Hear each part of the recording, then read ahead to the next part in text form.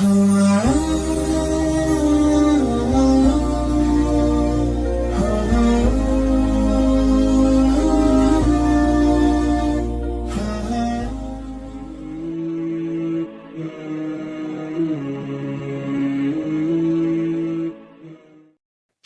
আলাইকুম রহমতুল্লাহ। প্রিয় দর্শক শ্রোতা, আমরা চলে আসলাম আবার ধারাবাহিক তাফসির নিয়ে, তাফসির সিরিজ।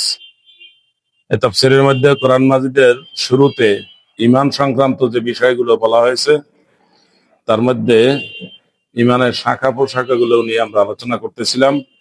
আজকে রয়েছে ঈমানের শাখা প্রশাখা ওই 40টি বিষয় যেগুলো কাজে কর্মে প্রমাণ করতে হয় যে আমার ঈমান আছে। সেই 40টির মধ্যে তৃতীয় ভাগ আজকে, যেই বিষয়গুলো সর্বসাধারণের সাথে জড়িত। সেক্ষেত্রে প্রথম হচ্ছে ন্যায় বিচারের সাথে রাষ্ট্রীয় কার্য পরিচালনা করা। এটা হচ্ছে এই ক্ষেত্রে 18টির মধ্যে প্রথম এবং ধারাবাহিক ঈমানের মধ্যে 60 নম্বর ঈমান, 60। তো ন্যায় বিচারের সাথে রাষ্ট্রীয় কার্য পরিচালনা করা, এই বিষয়টা জড়িত হচ্ছে তাদের সাথে যারা রাষ্ট্রীয় বিভিন্ন পদে থাকেন। মূলত একটি রাষ্ট্রের বিভিন্ন অঙ্গ প্রত্যঙ্গ থাকে, বিভিন্ন সেক্টর থাকে, বিভিন্ন ভাগ থাকে। মূলত যে যেখানে কাজ করেন সেই কিন্তু রাষ্ট্রের কাজ করেন। যিনি দোকানদারি করেন, ব্যবসা করেন, তিনিও রাষ্ট্রের কাজ করেন। কারণ রাষ্ট্রের মানুষের যে চাহিদাগুলো রয়েছে সেই চাহিদাগুলো পূরণের একটা মাধ্যম হচ্ছে ব্যবসা বাণিজ্য। অনুরূপভাবে যিনি শিক্ষা প্রতিষ্ঠানে চাকরি করেন তিনিও রাষ্ট্রের কাজ করেন। এভাবে করে সরাসরি রাষ্ট্রীয় কাজ যারা করেন তাদের সর্বনিম্ন হচ্ছেন ইউনিয়ন পরিষদের সদস্য, মেম্বার। তার উপরে আছেন চেয়ারম্যান, তার উপরে আছেন উপজেলার প্রধান। একদিকে রয়েছেন সরকারি প্রধান, যিনি ইউএনও নামে পরিচিত, আর একদিকে রয়েছেন উপজেলার চেয়ারম্যান। এভাবে করে করে সর্বোচ্চ পদে মন্ত্রী, প্রধানমন্ত্রী এবং প্রেসিডেন্ট প্রত্যেকেই কিন্তু রাষ্ট্রের কাজ করেন। প্রত্যেকের দায়িত্ব হচ্ছে ন্যায়ের সাথে এই কাজগুলো করা। মানুষের যে অধিকারগুলো রয়েছে সেই অধিকারগুলো তাদের সাথে জড়িত, সেই অধিকারগুলো তারা ঠিকঠাক মতো তাদেরকে পৌঁছে দিবে। মানুষের যে সেবার অধিকার রয়েছে, মৌলিক গণতান্ত্রিক অধিকার রয়েছে, জন্ম, চলাফেরার অধিকার, ধর্মীয় স্বাধীনতা, এভাবে কথা বলার অধিকার, মতামত প্রকাশের অধিকার, যে অধিকারগুলো রয়েছে সেই অধিকারগুলো তাদেরকে ঠিকঠাক মতো আদায় করার, সেই অধিকারগুলো ঠিকঠাক মতো ভোগ করার সুযোগ করে দিবে রাষ্ট্র। সেক্ষেত্রে রাষ্ট্রের যতগুলো অঙ্গ প্রত্যঙ্গ থাকবে সবগুলো এই কাজে সহযোগিতা করবে। এই কাজ যদি ন্যায়ের সাথে পালন করে তাহলে তাদের জন্য রয়েছে সুসংবাদ। আর যদি তারা রাষ্ট্রীয় কাজগুলো সুন্দরভাবে পালন না করে তাহলে তাদের জন্য হাদিস শরীফে রয়েছে দুঃসংবাদ। রাসূলুল্লাহ সাল্লাল্লাহু আলাইহি ওয়াসাল্লাম বলেছেন, ইন্নাল ইরাফাতা হক ওয়ালা বুদ্দা লিন-নাস ইল্লাল ইরাফা ওয়ালাকিন্নাল উরাফা ফিন-নার। রাসূলুল্লাহ সাল্লাল্লাহু আলাইহি ওয়াসাল্লাম বলেছেন, রাষ্ট্রীয় কার্য পরিচালনা করা একটা দায়িত্ব এবং এই দায়িত্ব ছাড়া রাষ্ট্র পরিচালিত হতে পারে না, রাষ্ট্র চলতে পারে না।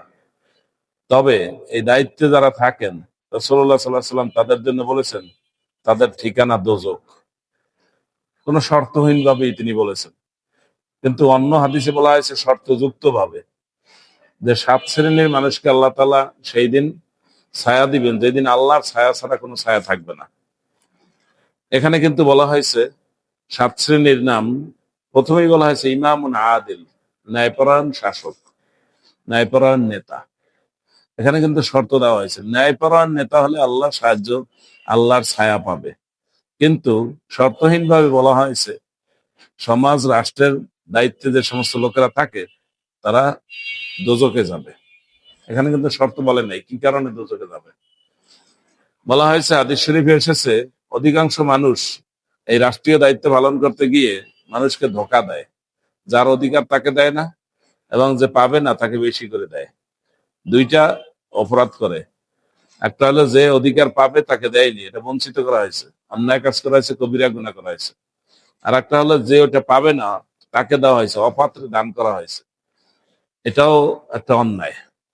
সুতরাং রাষ্ট্রের বিভিন্ন স্তরে যারা দায়িত্ব পালন করবেন তাদের প্রত্যেককে মনে করতে হবে যে আমি যদি ন্যায়ের সাথে পালন করি তাহলে আমি অবশ্যই আল্লাহর কাছে সওয়াব পাবো, আর যদি ন্যায়ের সাথে এটা পরিচালনা না করি তাহলে আমার জন্য কঠিন শাস্তি রয়েছে। রাসূলুল্লাহ সাল্লাল্লাহু আলাইহি ওয়াসাল্লাম বলেছেন, হাদিসটি আমাদের অনেকেরই জানা আছে, কুল্লুকুম রাইন ওয়া কুল্লুকুম মাসউলুন আন রাইয়াতিহি। তোমাদের প্রত্যেকেই দায়িত্বশীল এবং তোমার দায়িত্ব সম্পর্কে তোমাকে প্রশ্ন করা হবে। এরপর রাসূলুল্লাহ সাল্লাল্লাহু আলাইহি ওয়াসাল্লাম উদাহরণ দিয়েছেন, সেই উদাহরণ আমরা এমনিতেই বুঝি। কোন সংসারের মালিক, ওই সংসারের যিনি কর্তা ব্যক্তি, তিনি তিনি তার দায়িত্ব সম্পর্কে জিজ্ঞেস হতে হবেন। কোন পরিবারের যিনি মহিলা রয়েছেন তিনিও তার স্বামীর ঘরের মাল জিনিস এবং সন্তান সন্ততির ব্যাপারে দায়িত্বশীল। কর্মচারী যারা রয়েছেন তাদের মধ্যে যিনি প্রধান থাকেন তিনি কর্মচারীদের মধ্যে দায়িত্বশীল। এভাবে রাসূলুল্লাহ সাল্লাল্লাহু আলাইহি ওয়াসাল্লাম শেষে বলছেন, আলা কুল্লুকুম রাইনা কুল্লুকুম মাসউলুন আন রাইয়াতিহি। সাবধান, তোমরা প্রত্যেকেই কিন্তু দায়িত্বশীল এবং তোমাদের প্রত্যেককে দায়িত্ব সম্পর্কে জিজ্ঞাসা করা হবে। এই দায়িত্ব যদি ন্যায়ের সাথে পালন করা হয় তাহলে আমাদের 60 নম্বর ঈমান পরিপূর্ণ হবে। আর এই দায়িত্ব যদি ন্যায়ের সাথে পালন না করা হয়, বরং এই ক্ষেত্রে যদি শরিয়া বিরোধী কোনো কিছু এর সাথে জড়িত হয়ে যায়, সেটার জন্য আমাদেরকে কৈফিয়ত দিতে হবে, আল্লাহর সামনে দাঁড়াতে হবে। ইয়াউমা ইয়াকুমুন নাসু লিরাব্বিল আলামিন, সেই দিন রব্বুল আলামিনের সামনে সকলকে দাঁড়াতেই হবে এবং সবাই একা একা আসবে, কেউ দলবদ্ধভাবে এসে আল্লাহর সামনে আর্গুমেন্ট করতে পারবে না, মব করতে পারবে না। আল্লাহ তাআলা আমাদেরকে বুঝার তৌফিক দান করুন, সর্বক্ষেত্রে ন্যায় প্রতিষ্ঠা করার তৌফিক দান করুন, আমিন। আসসালামু আলাইকুম ওয়া রাহমাতুল্লাহ। প্রিয় দর্শক শ্রোতা, আমরা নিয়ে এসেছি ইমানের সর্বশেষ যে ভাগ, ইমানের 40টি শাখা প্রশাখা রয়েছে যেগুলো বাস্তবে কাজের মাধ্যমে প্রমাণ করতে হবে। তার মধ্যে অন্যতম হচ্ছে কোরআন সুন্নাহ অনুসরণ করা, যেটা আমরা বলতে পারি 61 নম্বর ধারা। এই 61 নম্বর ধারায় যেটা বলা হয়েছে যে কোরআন সুন্নাহকে অনুসরণ করা ইমানের অংশ।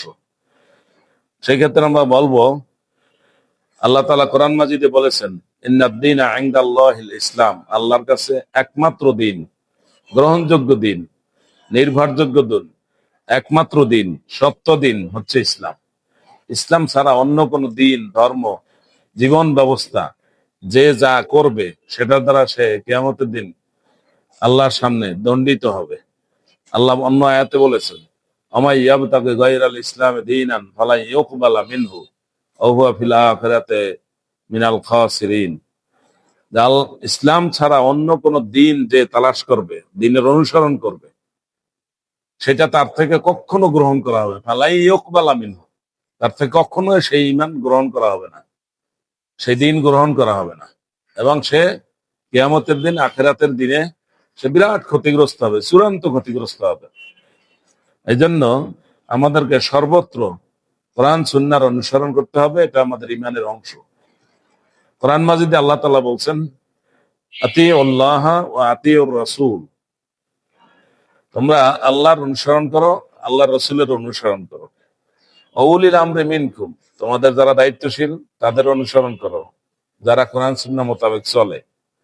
কারণ সূরা ফাতিহার মধ্যে আল্লাহ তাআলা বলেছেন, আনআমতা আলাইহিম, যে আল্লাহ আমাদেরকে এমন পথ দেখান যেই পথ যাদের প্রতি নিয়ামত দান করছেন তারা সেই পথে ছিল। সেই হিসাবে কোরআন মাজিদে এসেছে, আনআমাল্লাহু আলাইহিম মিনান নাবিয়্যিনা ওয়াস সিদ্দীকিনা ওয়াশ শুহাদা ওয়াস সালিহিন, আল্লাহ যাদের উপরে নিয়ামত দান করছেন তারা 4 শ্রেণীতে বিভক্ত: আল্লাহর নবীগণ, শহীদগণ, আল্লাহর পথে যারা সত্যবাদী, সত্যকে গ্রহণ করেন, সত্যকে সমর্থন করেন, এবং সর্বশেষ পুণ্যবান লোকগণ, এই পথে থেকে যারা এই পথের পথিক হবে। সুতরাং এই 4 শ্রেণীর মানুষের পথটা হচ্ছে কোরআন সুন্নাহর পথ। এই কোরআন সুন্নাহর পথে মুসলমান যিনি দাবি করবেন, যিনি বলেছেন আশহাদু আল্লা ইলাহা ইল্লাল্লাহ ওয়া আশহাদু আন্না মুহাম্মাদান আবদুহু ওয়া রাসূলুহু, এই ঘোষণা দিয়ে যিনি মুসলমান হয়েছেন তিনি সর্ব অবস্থায় কোরআন সুন্নাহর অনুসরণ করবেন। কোরআন সুন্নাহর বাইরে গিয়ে কোনো ব্যক্তি, কোনো মানুষ, কোনো জীবিত, কোনো মৃত, কোনো লোকের মতামত গ্রহণ করা যাবে না। যেই বিষয়ে কোরআন সুন্নাহ পরিষ্কার কিছু বলে দিয়েছে সেই বিষয়ে কোনো গবেষণা করার কোনো সুযোগ নেই। সুতরাং আমাদের দায়িত্ব হচ্ছে আমরা কোরআন সুন্নাহর অনুসরণ করব।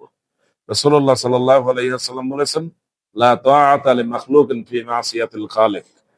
স্রষ্টার অবাধ্য হয়ে কোন সৃষ্টির আনুগত্য করা চলবে না।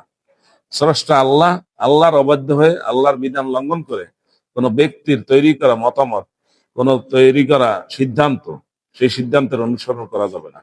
আল্লাহ আমাদেরকে কোরআন সুন্নাহর অনুসরণ করার তৌফিক দান করুন।